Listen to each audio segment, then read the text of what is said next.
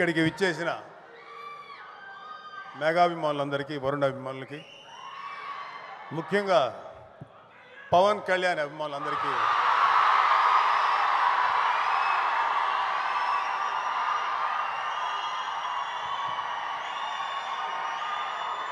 ఇప్పుడే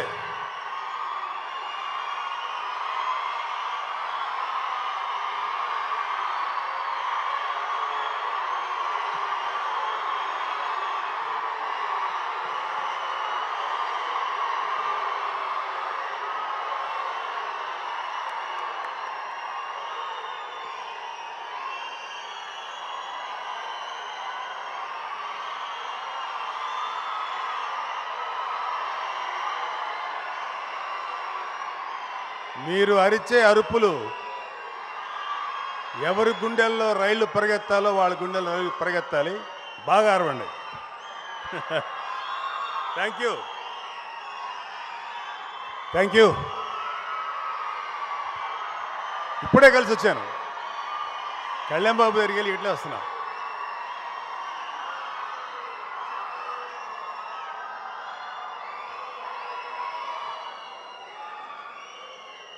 thank you.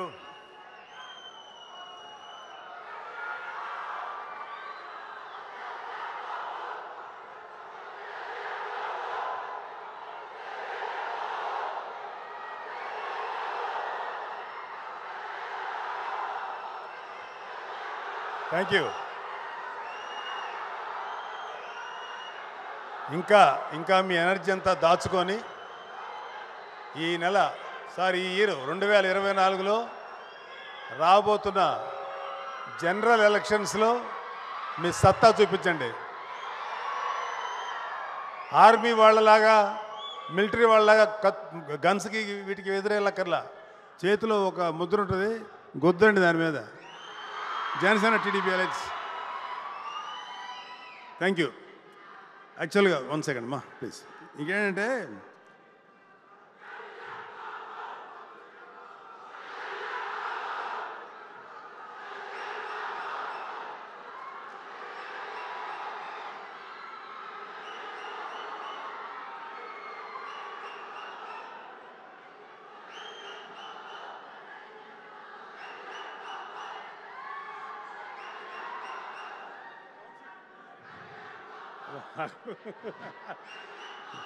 Let them. వాళ్ళకి చాలా ఎనర్జీ ఉంటుంది.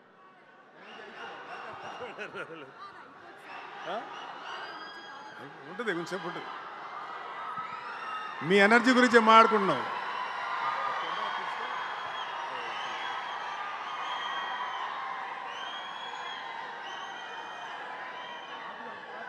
Thank you. ఆ కెమెరా కొంచెం అంతే, అలాగే ఉంటుంది.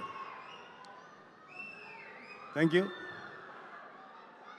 ఇక్కడ మనందరం మాట్లాడుకోవాల్సిన విషయం, నేను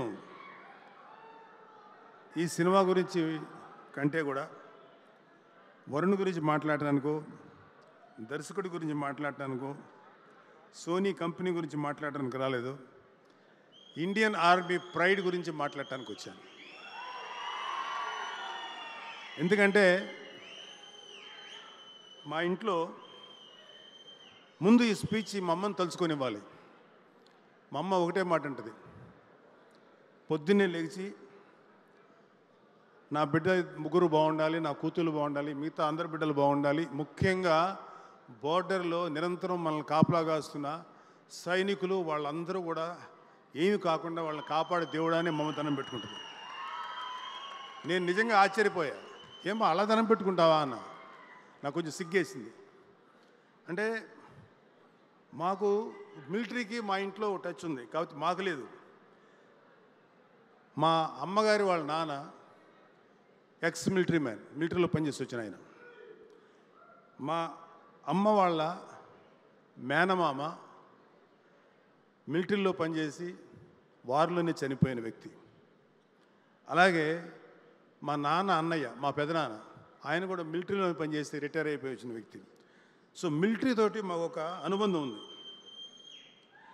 సో మీరు ఒక 2 ఇన్సిడెంట్స్ చెప్తాను, దాని తర్వాత నేను దిగిపోతాను. అసలు ఇప్పుడు మనం ఏదైతే చూస్తున్నామో ఇదంతా highly mechanised, highly modern, high level technology. ఏమీ లేనప్పుడు ఐ థింక్ ఫస్ట్ 1965 పాకిస్తాన్ వార్లో యుద్ధం జరుగుతుంది. మన ఇండియన్ ఆర్మీ అంటే మోస్ట్ డేంజరస్, అంటే చాలా riskiest among all army, air force and నేవీలో అత్యంత రిస్క్ ఏంటంటే ఎయిర్ ఫోర్స్ వాళ్ళది చాలా రిస్క్. ఎందుకంటే ఫస్ట్ వాళ్ళే మెనూరింగ్ చేసి ఫస్ట్ అటాక్ వాళ్ళు చేస్తారు జనరల్గా, నాకు తెలిసినంతవరకు అది.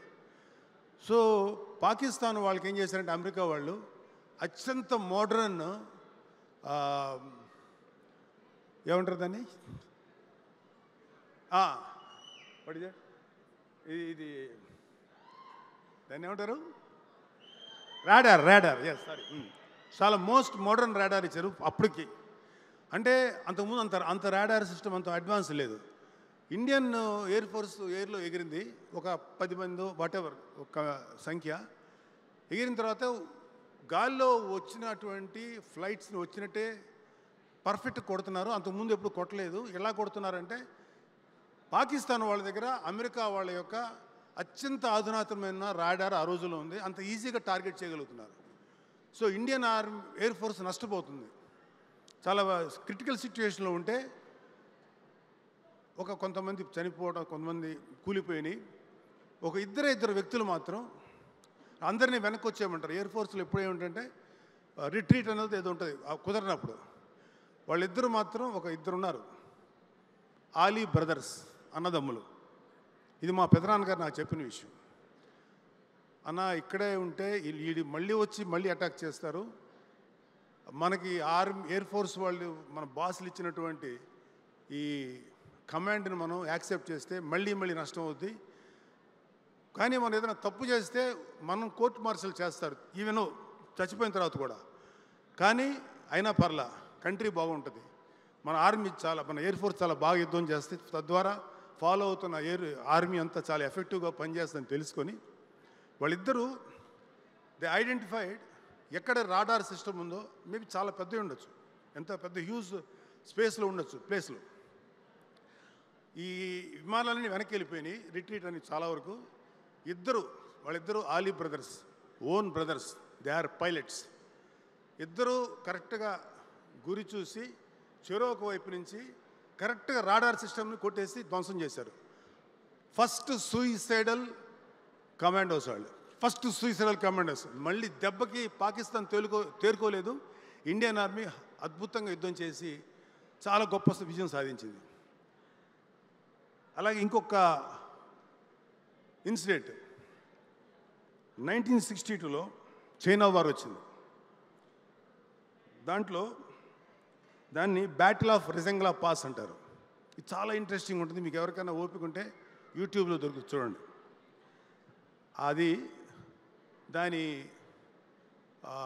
దాని హెడ్ ఎవరంటే major Shaitan Singh. Is from Haryana, Kumaon regiment నుంచి వచ్చిన వ్యక్తి. ఆయన ఈ చైనా వార్లో ఇండియా ఓడిపోయింది just because of Indian alien విధానం, వాట్ ఎవర్.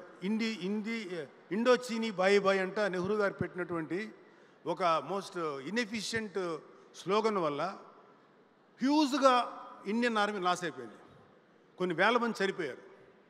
అయితే అలాంటి యుద్ధంలో కూడా ఇండియన్ ఆర్మీ చూపించిన వన్ ఆఫ్ ద గ్రేటెస్ట్ యుద్ధం ఏంటంటే, అద్భుతమైన వాళ్ళ వీరత్వం చూపించిన యుద్ధం ఏంటంటే రెజంగ్లా పాస్. మన ఇది మన టిబెట్టా, వాట్ ఇది, టిబెట్ కాదు. సో మన ఇండో చైనా బార్డర్, మనందరం మనకన్నా ఐ ఫర్గాట్ దట్ నేమ్. అక్కడ వీళ్ళని తీసుకొని వెళ్తున్నాడు, అక్కడ హోల్డ్ చేస్తారు. అక్కడి నుంచి ఇండియన్ బార్డర్లోకి చైనీస్ ఎంటర్ అవ్వబోతున్నారు. అక్కడ మన సైతాన్ సింగ్ అనేటువంటి మేజరు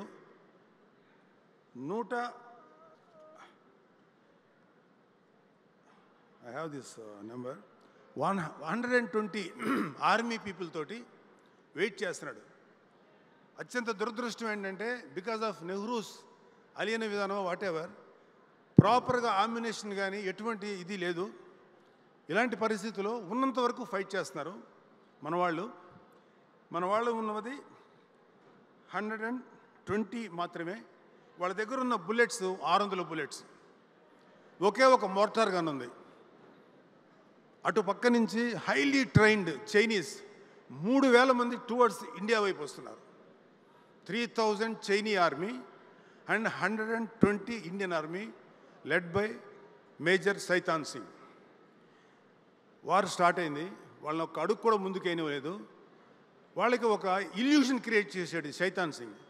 ఒకే ఒక మోర్టార్ తోటి కొంచెం హై లెవెల్లో పెట్టి బోర్డర్లోంచి వస్తున్నటువంటి ప్రతి చైనా వాడి మీద అటాక్ చేసి లోపలికి వచ్చిన వాళ్ళు షూట్ చేయడం మొదలెట్టారు. వాళ్ళకి ఎలాంటి ఇల్యూషన్ క్రియేట్ చేశారంటే చైనీస్కి అదర్ సైడు 10,000 మంది ఆర్మీ ఉన్నారు, మనం అనవసరంగా వచ్చామని ఇల్యూషన్ క్రియేట్ చేశారు. అన్నిటికన్నా గొప్ప మాట అన్నది సైతాన్ సింగ్ మేజర్ అన్న మాట ఏంటంటే, మనం తక్కువ మంది ఉన్నాం, కనీసం ఒక్కొక్కడు 10 మందిని చంపని చావకూడదు అనేటువంటి ఒక గొప్ప ఇన్స్పిరేషన్ క్రియేట్ చేశాడు. ఆ విధంగా ఒక్కొక్క ఆర్మీ వాడు 10 మందిని చంపగానే చావలా. వాళ్ళలో దాదాపు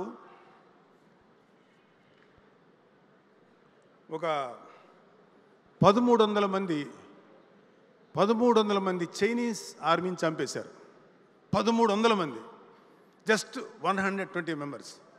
మన వాళ్ళు ఆ గ్రేటెస్ట్ ఆ వార్లో అద్భుతమైనటువంటి ఆ యొక్క యుద్ధంలో ఇంచుమించు 108 మంది చచ్చిపోయారు.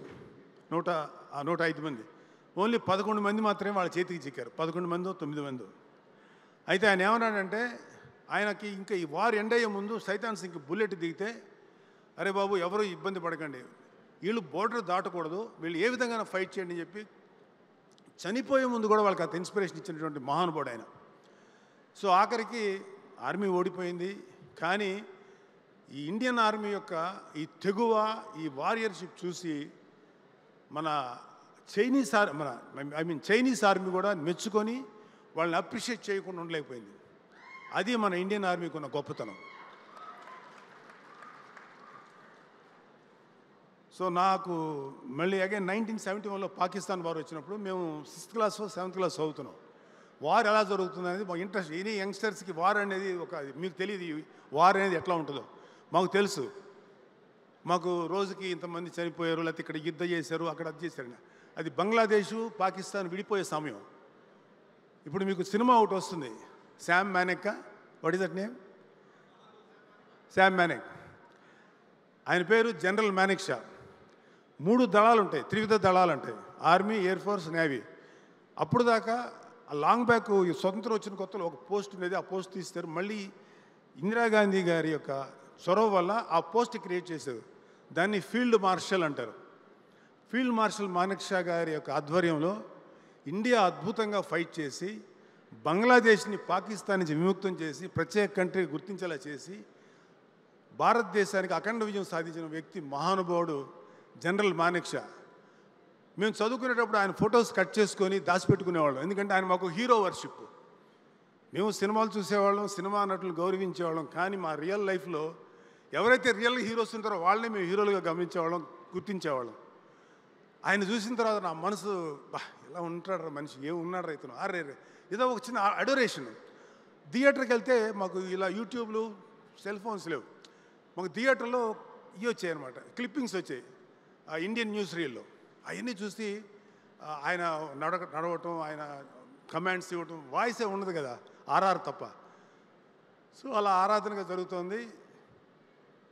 నా అదృష్టం ఒక రకంగా బ్లాడ్ లక్ ఏంటంటే, హైదరాబాద్ వచ్చిన తర్వాత నేను state bank of India main ఆఫీస్కి వెళ్తున్నా.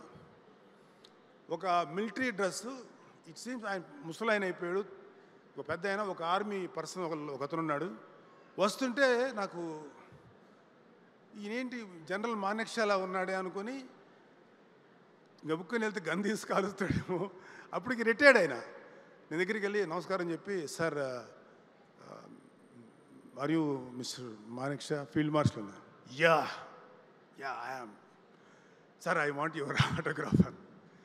ఆయన టేబుల్ కూడా లేదు అక్కడ, ఈ కాలు మీద పెట్టుకొని ఇచ్చాడు ఒక సిగ్నేచర్. ఫీల్డ్ మార్షల్ అని ఉంటుంది, ఇంకేముండదు. ఫీల్డ్ మార్షల్ మానెక్షా అని సిగ్నేచర్. అబ్బా ఎంత అదృష్టం రా, ఒక వ్యక్తి ఇంత గొప్ప హీరో దగ్గర తీసుకున్నానని. నా దురదృష్టం ఏంటంటే అది నేను పోగొట్టేసుకున్నాను. చెప్పినా ఎవరికి అర్థం కాదు, నమ్మాలి, కానీ అది I lost it. That is my biggest bad luck. So thank you. ఇప్పుడు నేను ఎందుకు వరుణ్ బాబుని, ఇప్పుడు మిగతా అందరూ క్రూని అభినందిస్తున్నాను మనస్ఫూర్తిగా. మన దర్శకుడు కానీ, వరుణ్ కానీ, మిగతా కెమెరా పాటలు రాసిన మీరందరూ కూడా ఒక గొప్ప సినిమాకి రాశారు.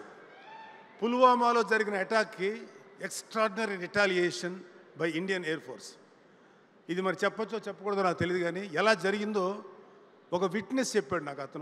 అతను ఎలా చేస్తారంటే, బాబు come on let us go and అందరు వెళ్ళిపోయి, ఇప్పుడు మనం బాలాకోట్లో ఉన్నారు మన టెర్రరిస్ట్ గ్రూపు, పుల్వామాలో మన వాళ్ళని చంపేసిన వాళ్ళందరూ అట్లా అటాక్ చేయరు, అలా ఉండదు.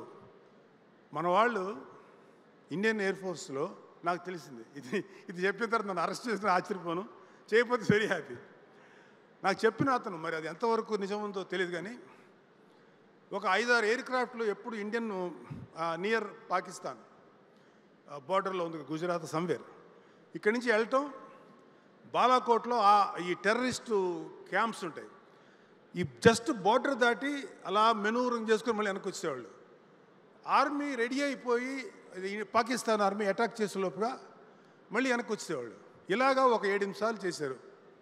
వాళ్ళకి ఏమనుకున్నారంటే పాకిస్తాన్ వాళ్ళు, వీళ్ళు మనల్ని కవ్విస్తున్నారు, వీళ్ళకి పెద్ద రియాక్ట్ అవ్వక్కర్లేదు, చూద్దాం ఏం చేస్తారో అనుకున్నప్పుడు ఆ తర్వాత జరిగింది నాకు చెప్పాడు ఒక ఆయన. ఆల్ గ్రౌండ్ క్రూ ఎవరైతే దాంట్లో ఫ్లైట్స్లో బాంబులు గింబులు వాటెవర్ ఇవన్నీ పెడతారో వాళ్ళందరినీ పిలిచారు. అందరి దగ్గర 24 to 48 hours all are kept, అంటే ఆ ఎయిర్ బేస్లో పెట్టేశారు. ఎవరికి ఇంటికి ఫోన్లు చేయటం లేదు. All phones are confiscated by the authorities.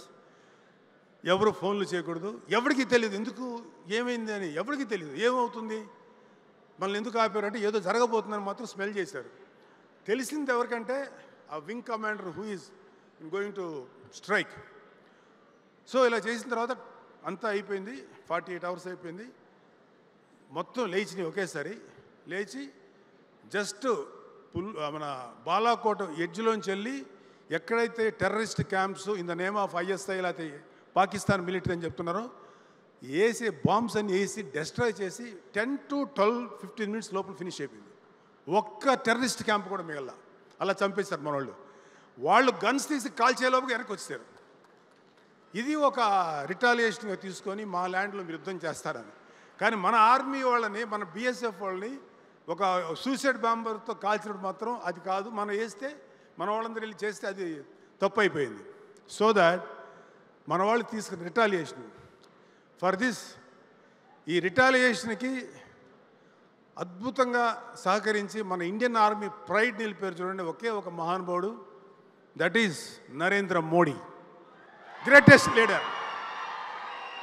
అంతకు ముందున్న ఏ లీడర్ కన్నా కూడా నాకు నరేంద్ర మోడీ గారు ఎందుకు ఇంట్రెస్ట్, ఎంత గొప్ప గౌరవం అంటే, ఆయన గురించి ఎందుకు అంత గొప్పవాడాడు మీకు ఒక విషయం చెప్తాను.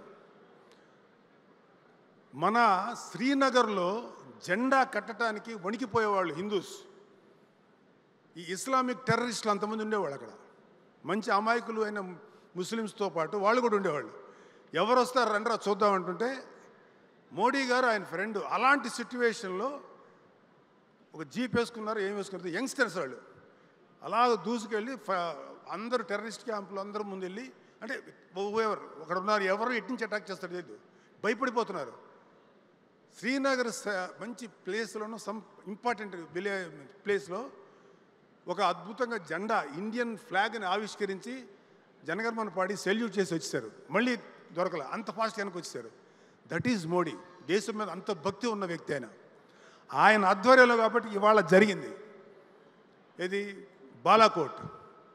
సో దానికి అద్భుతమైన పేరు పెట్టారు మన డైరెక్టర్లు వాళ్ళు, ఆపరేషన్ వ్యాలంటైన్స్ అని. బికాజ్ మన అటాక్ జరిగింది కాబట్టి అదే రోజు అనుకుంటా, సో అది పేరు పెట్టారు. సో ఇక్కడ నా కొడుకుని నేను హైలైట్ చేయడానికో ఏం రాలేదు. బట్ మా వరుణ్ అంటే నాకు ఎందుకు ఇష్టమో చెప్తాను. వాడు ఎప్పుడు కూడా ఒక కొత్తదనం కోసం ట్రై చేస్తాడు, రిస్క్ తీసుకుంటాడు. ఆ రిస్క్ తీసుకోవడంలో చాలాసార్లు ఫెయిల్ అయ్యాడు. యాజ్ ఏ ఫాదర్గా కొడుకు సక్సెస్ అయినప్పుడు ఎంత సంతోషపడతాం, ఫెయిల్ అయితే కూడా అంతే పెయిన్ ఉంటుంది. నేను ఎప్పుడు అడగను, వాడు నాకు చెప్పడు. నా బాధ వాడికి తెలుసు, వాడి బాధ నాకు తెలుసు. ఇద్దరం నిశ్శబ్దంగా ఉంటాం. ఎప్పుడైనా వెళ్ళి పర్లేదురా ధైర్యంగా ఉండంటే లేదురా నేను మామూలుగా అంటాడు. ధైర్యం చెప్దామన్నా ఉత్సాహం కూడా పోతున్నాడు. So I love my son because the way he choose his characters. First time మేము కంచె చేస్తున్నప్పుడు కృష్ణ దగ్గరికి వచ్చి కథ చెప్తే, వరుణ్ బాబు ఒకసారి కథ విను అంటే వరుణ్ కథని చాలా బాగుందని అన్నాడు. ఆ కంచె చేశాడు. So Varun body language other than ఫిదా లాంటి లవ్లీ స్టోరీసు, లేకపోతే తొలి ప్రేమ లాంటి లవ్ స్టోరీస్తో పాటు గద్దలకొండ గణేష్ లాంటి టఫెస్ట్ రోల్స్తో పాటు ఒక ఆర్మీ మనిషి ఎలా ఉంటాడనేది వాడి అదృష్టం, వాడి ఫేట్, వాట్ ఎవర్ అద్భుతమైనటువంటి ఫిగర్ ఇచ్చాడు అతనికి. ఈ ప్రకృతి, ఈ దేవుడు నేను నమ్మను కానీ, బట్ దేవుడు ఇచ్చాడు అనుకుంటే దేవుడు ఇచ్చాడు. తన అద్భుతమైన పర్సనాలిటీ, అప్పీరెన్స్, అంటే కొన్నిసార్లు కొన్ని క్యారెక్టర్లు క్యారీ చేయాలంటే ఒక 5 feet 3 inches ఉన్నవాడు నేను స్ట్రిక్ట్ పోలీస్ ఆఫీసర్ని అంటే కొంచెం కామెడీగా ఉంటుంది, నువ్వు కాదలేరా బాబు అనిపిస్తుంది. అదే ఒక 6 feet ఉన్నవాడు పెద్దగా పెర్ఫార్మెన్స్ అయిపోయినా అట్లా నిలబడితే వీడేదో ఉందనుకుంటారు. అతని అదృష్టం, వరుణ్ బాబు అదృష్టం, అంత మంచి పర్సనాలిటీ రావటం, వాళ్ళ తల్లి ఆశీర్వాదం, whatever. But love you Varun Babu. ఇలాంటి మంచి క్యారెక్టర్లు చేసుకో, జయాపజయాలకు అతీతంగా నువ్వు ముందుకెళ్ళు. డోంట్ వర్రీ, ఒక్కొక్కసారి నువ్వు చేసేటువంటి మంచి ప్రయత్నాలు కూడా ఒక్కొక్కసారి ఫెయిల్ అవుతాయి. కానీ అల్టిమేట్గా ఎవడైతే ప్రయత్నం చేస్తూ చేస్తూ చేస్తూ ముందుకెళ్తాడో వాడు ఎప్పుడు సక్సెస్ అవుతాడు జీవితంలో. One example is Narendra Modi, another greatest example is త్వరలోనే ప్రూవ్ చేసుకోబోతున్న మన పవన్ కళ్యాణ్.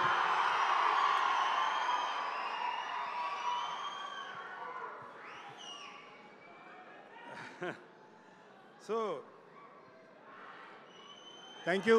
చాలా ఎక్కువసేపు మాట్లాడాను, మీకు ఎవరికైనా బోర్ కొట్టించుంటే క్షమించాలి. కానీ మన ఇండియన్ ఆర్మీని మనం గౌరవించుకోకపోతే నాకు ఇది ఒక అద్భుతమైన అవకాశం. నేను ఏ సినిమాలో మీకు గమనించుంటారు లేదో, నేను ఈ మధ్యలో ఏ సినిమాలోకి గెస్ట్గా కూడా వెళ్ళా, ఇంక్లూడింగ్ వరుణ్ సినిమా. ఈ సినిమాకి ఇలాగా మా అన్నయ్య గారు వస్తున్నారంటారు, నేను కూడా రావచ్చా అని అడిగా. నువ్వు రావు కదా నాన్న అన్నాడు. లేదురా వస్తాను, just I want to share my feelings about our Indian army చెప్పాలనిపిస్తుందిరా రా అంటే రమ్మన్నాడు. I'm very honoured. And another ఇది వరుణ్ ఒక చిన్న రిక్వెస్టు. ఇప్పుడు నేను చెప్పబోతున్న అమౌంట్ పెద్ద అమౌంట్ కాకపోవచ్చు, కానీ నా తల్లి నాకు బర్త్డేగా మొన్న అక్టోబర్కి ఒక గిఫ్ట్ ఇచ్చింది, కొంత డబ్బు. ఆ డబ్బుతో కలిపి నేను కూడా కొంత జత చేసి చిన్న అమౌంటే ఒక 6 లక్షల రూపాయలు వీరనారి అంటే ఇండియన్ డిఫెన్స్ వారికి ఇచ్చేటువంటి, ఒక భర్తలు కోల్పోయినటువంటి స్త్రీలకి మనం ఇచ్చేటువంటి ఒక చిన్న కంట్రిబ్యూషన్ 6 lakhs. అది నాకు Varun with your my personal request is నువ్వు, డైరెక్టరు సిద్ధు, మీ ప్రొడ్యూసర్స్ ముగ్గురు వెళ్ళి బిఫోర్ రిలీజింగ్ ఎందుకంటే నేను కొంచెం మళ్ళీ ఊళ్ళు తిరగాల్సి వస్తుంది పొలిటికల్ పని మీద, నువ్వు ముగ్గురు కలిసి వెళ్ళి మీ ముగ్గురు కలిసి వెళ్ళి ఇచ్చి ఒక ఫోటో తీసుకొని నాకు పంపించండి. I will be very happy. Siddhu please ready. రేపు ఇవాళ సండే కదా, రేపు నీకు ట్రాన్స్ఫర్ చేస్తాను వరుణ్కి. Thank you. జై హింద్, జై జనసేన, జై Pawan Kalyan. Hi hello, mesmerise చేసే మూవీ ముచ్చట్లు, రిలీజ్ అయిన వెంటనే రివ్యూస్, మీ అభిమాన తారల రియల్ స్టోరీస్, సినిమా సమాచారం ఏదైనా క్షణాల్లో మీ చెంతకు. మరింకెందుకు ఆలస్యం, యోయో సినీ టాకీస్ ని సబ్స్క్రైబ్ చేసుకోండి. హలో హలో నోటిఫికేషన్ కోసం గంట కొట్టడం అస్సలు మర్చిపోకండి.